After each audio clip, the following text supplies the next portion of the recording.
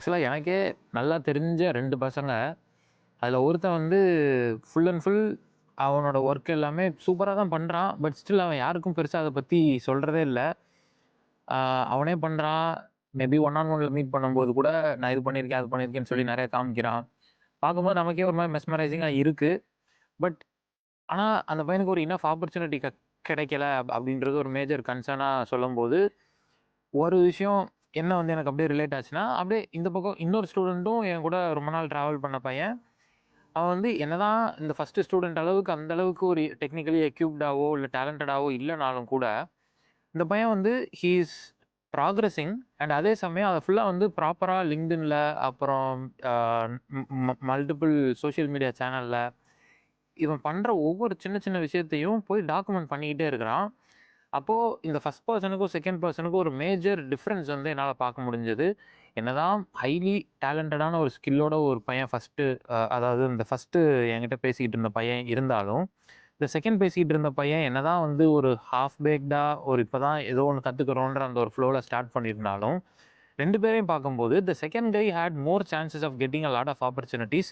In fact நான் பேசின அந்த டயத்திலேயே அந்த செகண்ட் பையனுக்கு வந்து he had a great opportunity in hand.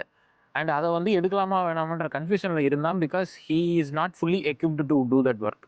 இப்போ நீங்கள் யோசிச்சு பாருங்க, இவ்வளோ டேலண்ட்டு இவ்வளோ ஸ்கில்லு வச்சிருந்த இந்த ஃபர்ஸ்ட் பர்சனுக்கும் இப்போ தான் கற்றுக்கிட்டு இருக்கான் அப்படின்ற அந்த செகண்ட் பர்சனுக்கும் உள்ள மேஜர் டிஃப்ரென்ஸ் என்னன்றது உங்களுக்கு புரியுதா?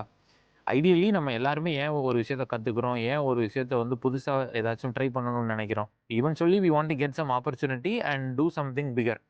அப்போது அந்த ஆப்பர்ச்சுனிட்டி வர்றதுக்கு உண்மையிலே இவ்வளோ ஸ்கில்டாக இருந்தால் தான் வருமானு கேட்டால் ஆக்சுவலாக வரல. அண்ட் அந்த ஒரு க்ரோத்துன்ற ஒரு ஸ்டேஜில் நீங்கள் இப்போ தான் கொஞ்சம் கொஞ்சமாக க்ரோ பண்ணால் கூட, if you start sharing whatever you have been learning, அதுவே வந்து it is helping you to get the opportunity. So eventually this is nothing but it is called as build in public. இன்னைக்கு இந்த 2 பேர்த்தோட ஸ்டோரியை நான் சொல்லும்போது probably you may think ஒருவேளை நம்ம ஸ்டார்ட் பண்ணலாம் அப்படின்னு.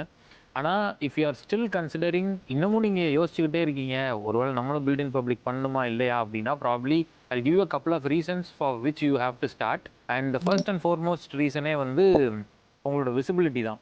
எனக்கு தெரிஞ்சு விசிபிலிட்டின்னு நான் சொல்லும்போது, இட்ஸ் நாட் ஜஸ்ட் அபவுட் நம்ம பண்ணோன்னே ஏதோ ஒரு 1000 பேருக்கு தெரிய போகுது, இல்லை 10,000 பேருக்கு தெரிய போகுது அப்படின்ற ஒரு விசிபிலிட்டியே கிடையாது. நாளைக்கு உங்களை ஒருத்தவங்க கூகுள் பண்ணி பார்க்குறாங்கன்னா, at least they should have some information about you. ஆன்லைனில் உங்களை பற்றி யாருக்கும் தெரியல அப்படின்னா, it means you are not yet existing on this digital world, right? So அந்த ஒரு விசிபிலிட்டிக்காக தான் வந்து you should start documenting online, which is nothing but அன்றாட நீங்கள் பண்ணக்கூடிய விஷயங்களை என்னென்னலாம் நீங்கள் பண்ணுறீங்கன்றத போய் பப்ளிக்கில் ஷேர் பண்ணுறீங்க. It can be a learning, it can be a small realisation, it can be a small failure, it can be a small success. எதுவாக வேணாலும் இருக்கலாம். You can just keep updating it in the public. அது லிங்க்டின்னு மட்டும் கிடையாது. லிங்க்டின்னாக இருக்கலாம், இன்ஸ்டாகிராமாக இருக்கலாம், இல்லை ட்விட்டர், எக்ஸாக இருக்கலாம், ஆர் வேறு என்னென்ன பிளாட்ஃபார்ம்லாம் உங்களுக்கு மைண்டில் தோணுதோ எதுவாக வேணாலும் இருக்கலாம். அண்ட் இந்த ஒரு ப்ராக்ரஸை டாக்குமெண்ட் பண்ணுறதுனால what happens is people will start noticing you.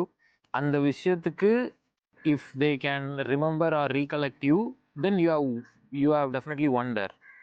And ரெண்டாவது முக்கியமான ஒரு ரீசன் நான் என்ன பார்க்குறேன்னா, உங்களுக்கே இது ஒரு அக்கௌண்டபிலிட்டியாகவும் இருக்கும்.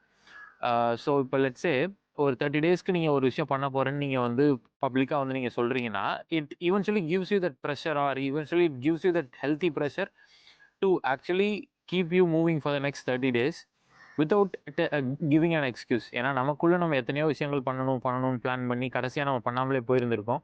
பட் ஆனால் if there was somebody to keep you accountable அப்படின்னு நம்ம யோசிச்சிருப்போம்ல, அது LinkedIn or any online platform would definitely help you. ஏன்னா அந்த ஆன்லைனில் உங்களை ஒரு குரூப் ஆஃப் பீப்புள் பார்த்துருப்பாங்க. And if you are probably not continuing it, உங்களுக்கே சார் என்னடா நம்ம ஸ்டார்ட் பண்ணோம், நம்மளால் கம்ப்ளீட் பண்ண முடியலையே அப்படின்ற ஒரு யோசனை வரும். And eventually you will figure out how to complete it, and this will keep you progressing. So இந்த ஒரு அக்கௌண்டபிலிட்டிக்காகவும் you can definitely start progressing.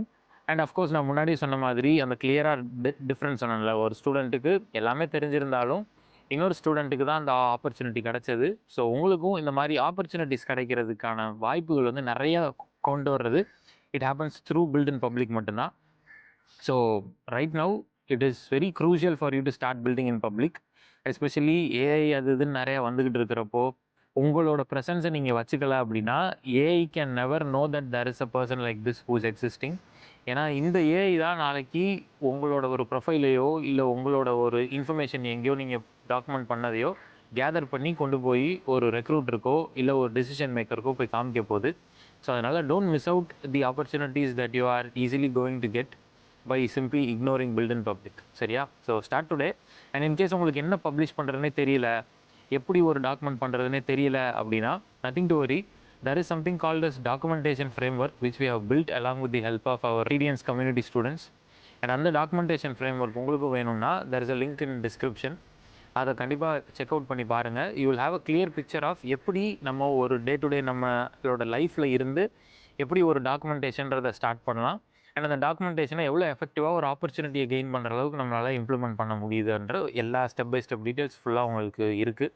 So check out பண்ணி பாருங்கள் and let me know how it is. And yeah, until we meet in the next video, bye bye.